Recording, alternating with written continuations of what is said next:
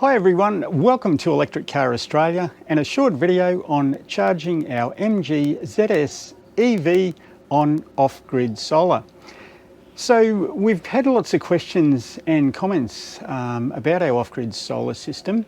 So I thought I'd just do a quick video and show you guys some of the components and just how easy it is, if you've got the right gear, to charge your electric car with off-grid solar.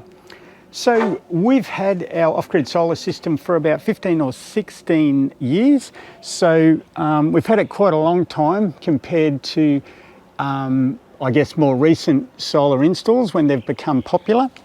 So we've done it in two lots. So the panel's up the back there, and this was all done by myself as well. So this was a DIY project. And what we done was get a certified solar electrician to basically do the parts that needed certifying. He done those and he certified it, signed it off and gave us a certificate, etc. So just keep in mind this is an off-grid system, so it's not connected to the grid, it's standalone. And what we have in our house are the regular grid connected circuits. So we live in metropolitan Brisbane, so we're still connected to the grid, but our house also has a couple of off-grid standalone circuits. So basically within the house we've got power points that are connected to the grid, so standard grid power, and we've got power points that are connected to our off-grid solar system. So what we do is we manage the power generation and our consumption manually basically. So this system, it doesn't have any apps, it's not connected to the cloud. This is really old school stuff, which as I said, 15, 16 years ago when we installed it, there wasn't the sort of whiz-bang connected systems that there is now. So getting back to it, we installed in two different lots. So the panels at the back are evergreen 220 watt panels, and they're US made, so they come from America. And we installed that 2 kilowatt system and some Surette Rolls 6-volt wet cell batteries, and I'll show you the battery shortly. And we had that system up for about 3 years. At this point I should mention actually we imported the panels and the batteries ourselves direct from America. There was a high exchange rate, the Australian dollar exchange rate at the time, so it worked out significantly cheaper for us to import that ourselves, even though there was a bit of rigmarole with customs duties and all that sort of stuff. We did that ourselves, and that was a lot cheaper than actually buying retail here in Australia.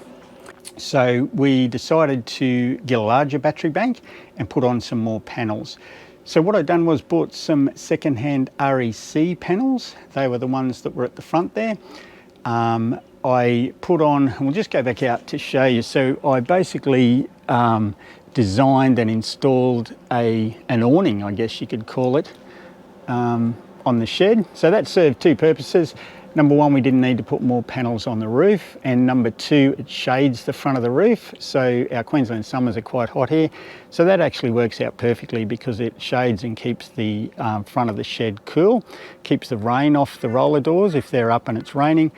And yeah, we kept this height the same as the roller doors, so it didn't impact on the height, etc. And being 250 watt panels, we only installed 8, whereas the other ones you can see we installed 10. So there we go, we ended up with 4 kilowatts of panels. We ended up with a new battery bank. So we got line batteries. Now again, these are old school batteries, so they're wet cell lead acid batteries, so as old a technology as you can get. Been around, tried and tested, I don't know how long lead acid batteries have been around, 50 plus years. The only disadvantage is obviously with lead acid you need to be watering them all the time, and they do use quite a lot of water. We probably go through 2 to 3 litres of water a month, so that goes to show just how much distilled water you do use, and that's critical that you check that water all the time. And the other disadvantage is we only cycle them to about 25% depth of discharge, so you've got a lot of capacity actually sitting there doing nothing.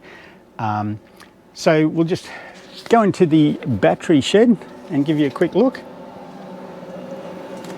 So there they are, and I need to do a bit of cleaning. You can hear the fan on the inverter running away there. So they're line MPE31S batteries. They're 2-volt battery bank cells,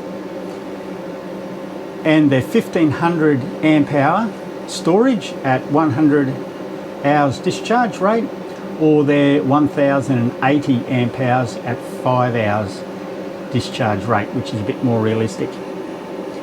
So these guys have been in now about 13 years, maybe not quite that, 12 years, still performing really, really well. We look after them well. Like I said, we don't cycle them too low. We'll show you the MG charging shortly.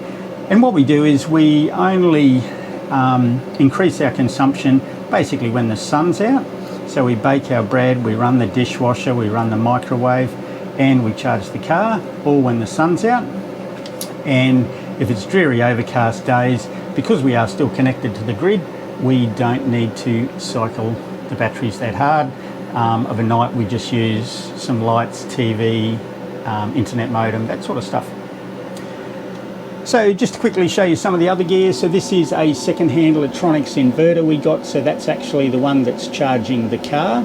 So that's sitting in the battery shed. That's a 3000 watt inverter. And coming back into the main gear, this is our original inverter we bought brand new. This is a Electronics LS2324, and that's a 2300 watt 24 volt inverter. Now, we don't get any kickbacks or discounts on any of these products, but we've found that all these products I'm showing you guys here are absolutely bulletproof. If you research pure sine wave inverters, which these ones are, they have, and I don't know whether I'll say it right, a toroidal transformer. So basically what that is, that's a massive big copper coil inside these inverters, and they are bulletproof. I've got 4 of these inverters. We used to run some on a small farm, and you cannot kill these things.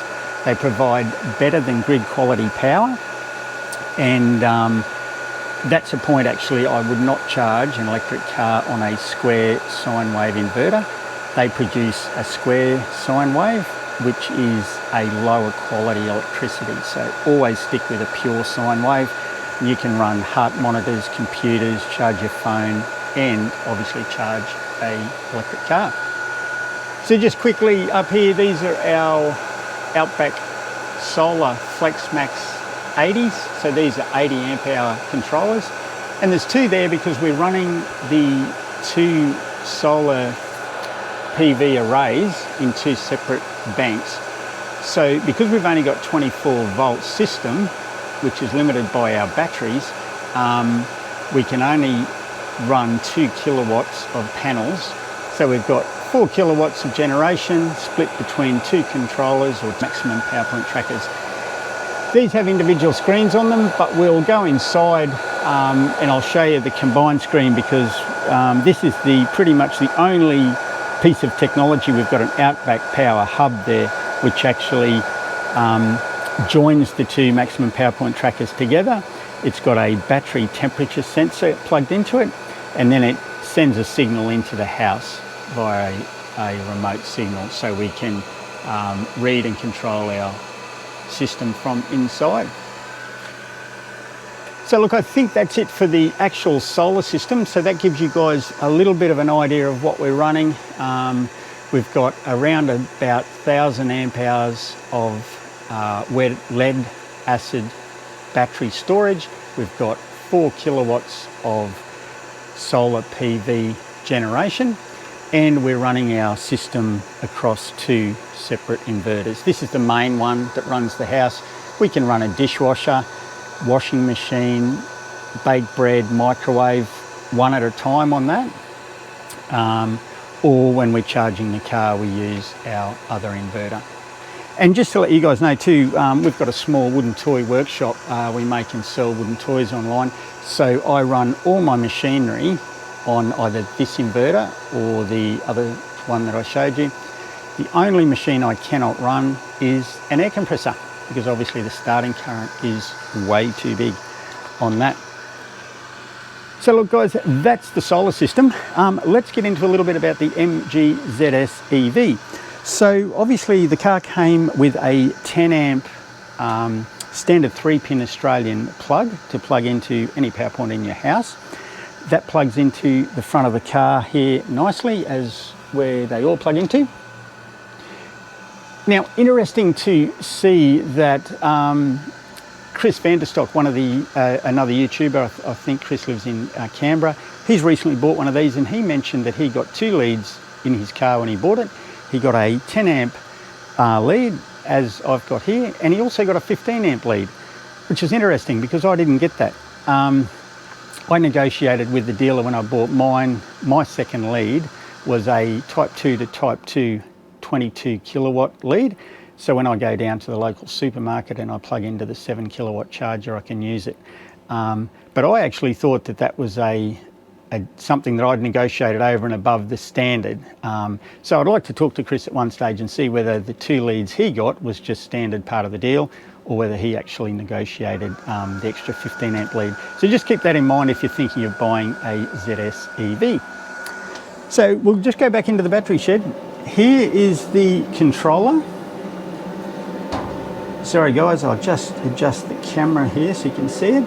So that is the controller. Now obviously MG have chosen in Australia to just source the charger that they use from a company that's already here. So they've sourced this from EVSE. And again, I can recommend these guys. No kickbacks, no discounts, but these guys are fantastic to deal with and great with any questions you might have. So this is their standard 10 amp premium Type 2 charger. So you can see it's got some detail on there. So we're currently putting in 9 amps, roughly 9 amps, from our off-grid inverter down there. The voltage there, so this is the voltage coming out of the inverter. I'm sorry, it's not focusing very well there. The voltage coming out of the inverter there is 237 volts. And we've got 5.22 kilowatts. So that's, I believe, the total that we've put in, and that's over 2.5 hours. The temperature of the unit there is 56 degrees, so that's the internal controller's temperature, not the battery temperature. And it's telling us there we're basically putting in like an average of 8 amps. And look guys, that is charging off the off-grid solar system. So the sun is coming in and out, but when we go inside shortly, I'll show you our internal solar controller, and it'll actually show us that we're back in bulk charge. I do always wait before I turn the car or plug the car in, wait until we've done our daily equalised charge.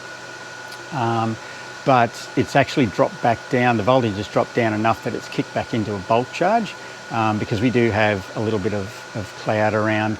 Not sure if you guys can see that, but yeah, there's clouds coming and going. So while we're out here, before we go inside, I just wanted to show you guys, and again, it's not a very warm day today here in Brisbane. We're about 29 degrees. Humidity's only average. But just to show you guys some of the temperatures here, and we might do this video again on another really warm day, but just to show you some temperatures, you'll hear the fans in the maximum power point trackers working. So that one there is at 45 degrees. Yep, that one's about 45 as well. The switch gear gets warm, so we'll do that switch or breaker there. So look, that breaker's up to 50 degrees. These are 80 amp breakers. This is the second one. We went slightly bigger. See, it's only at 38. So this was the one the electrician installed originally. He said it was quite capable of doing the job, but I have noticed it does get warmer when we're working it harder with the EV. So when we got the second one, we got a bigger one. Now, to get into the ZS EV, this is actually your AC charger. So we'll do a quick zap on that one. So that one's showing 38 degrees. Now, as I said, the ambient temperature today is only about 28. And we're going to do a separate video on the under the bonnet, all these components and what they all are. But basically that's your AC charger. So whenever you're plugged in at home, or you're plugged in at, say, the supermarket or one of those smaller fast chargers, you'll plug in, your AC electricity obviously flows through your cable, through your front connection there, and it comes into here. And this converts the electricity from AC to DC to charge the DC battery. So this does get warm. And you'll notice, probably really hard to see, but down in here, there is two little electric pumps. There's one at the top. I'll just come around the other side so you can find it. And there's one at the bottom. It's probably really hard to see, but down there, there's an electric pump, and there's also one below that. So these two coolant tanks, they're linked. This is like a little header tank, and I think this is the one that just keeps the level of coolant correct. And all these pipes are connected to your charger and also your electric motor. So I can feel that one of those little pumps is actually running. I can feel the water circulating there. And if we look in there, that's your radiator. This looks like a standard sort of fossil fuel car radiator, and an electric fan. That radiator is slightly warm. So that tells us that the coolant is actually circulating and pumping. Now this will happen whether you're charging from solar or normal grid or anything. It's just when you're charging the car from AC, that little pump will be running. It'll be keeping your AC charger there at the optimum temperature, which is 38. And because the coolant's actually flowing through the electric motor, so that's the top of the electric motor, it's actually warm as well. So obviously it's not doing any work, but it's showing 37.5 degrees as well. And if we look over here, you can see that little header tank, and you can see the coolant is actually running down there. So again, that's showing you the pump, the little, I'm assuming it's a 12-volt pump. The little 12-volt pump is running, the coolant's running around, and it's flowing down in that header tank and just circulating around. So the difference in these header tank temperatures, or these tank temperatures, that one's 37, and this one over here is 34. So you can feel this one is definitely cooler to the touch. So I'm assuming that there's not a lot of coolant actually travelling into that one. It's actually circulating via the charger, the electric motor, the radiator, the header tank. May not be in that order, but that's sort of how it's circulating. So look, that's probably about it.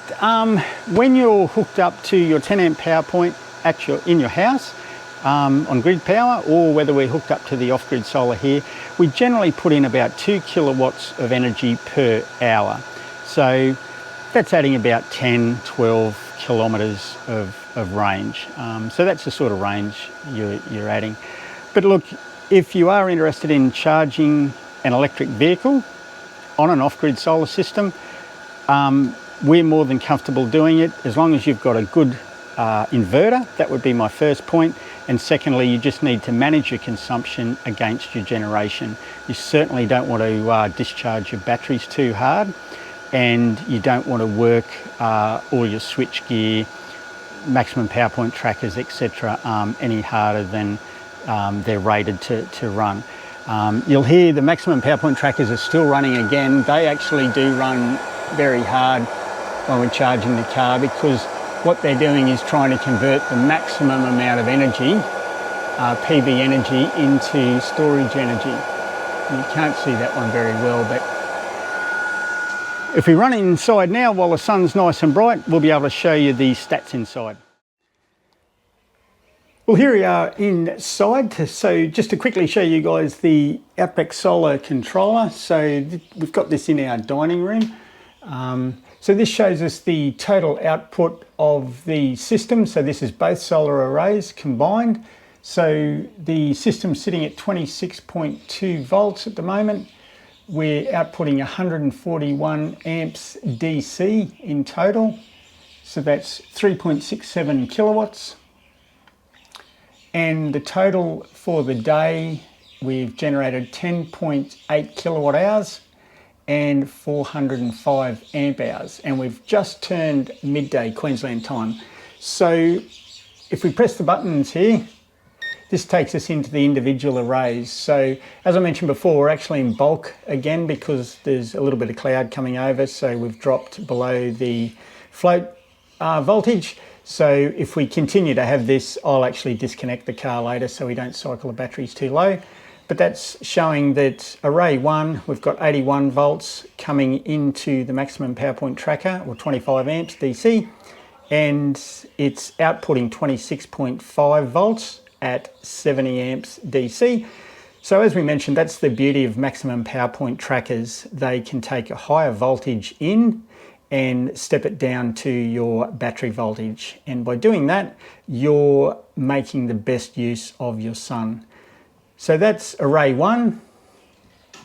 That was our first array we bought. Sorry, wrong button. Press that again. Oh, sorry, let's just go down. So array 1 is generating just under 1900 watts. And keep in mind there's some cloud, so this is just changes all the time. 5.4 kilowatts for the day for that array. Now if we go back to the top and we press this button, this will take us to the second array.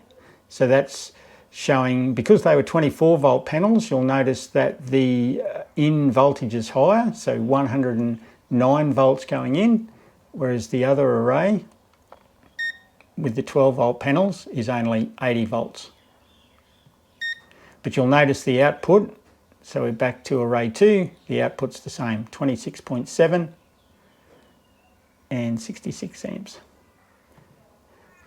And just so you guys believe me that we're baking our own bread on the solar system at the same time as we're charging the car, here we go in the laundry, 16 minutes left on this loaf. There we go. I'll be having that for lunch. So look, I hope that was helpful, guys. Probably ended up showing a little bit more of the actual solar system than we did the ZS EV, but we do get a lot of questions and comments and a lot of interest in charging the electric car from the off-grid solar system. So I thought we'd just do a video and run through some of the key points. So I guess just in summary, if you're charging an electric car on an off-grid solar system, make sure you've got a pure sine inverter. That'll be the first point. Second point is make sure you've got really good gear. So I wouldn't be using any of this sort of cheap and nasty stuff because you are drawing quite a decent current from it. And I guess the third thing is just manage your consumption against your generation. So be careful you're not cycling your batteries too deep. If you've got cloudy weather, that sort of stuff. So if you are totally off-grid, you'll just need to be aware that you'll need to be ABC, always be charging when the sun's out, and on those days when it's a bit overcast, etc., try not to charge on those days. Look, that's it. Thanks for watching. If you've liked the video, please give it a thumbs up. Share it with your friends, and if you haven't subscribed, please subscribe to the channel. It really helps the YouTube algorithms to put us higher up in the listings and help us get out to see more people. That's it. Thanks. Enjoy your day and stay safe.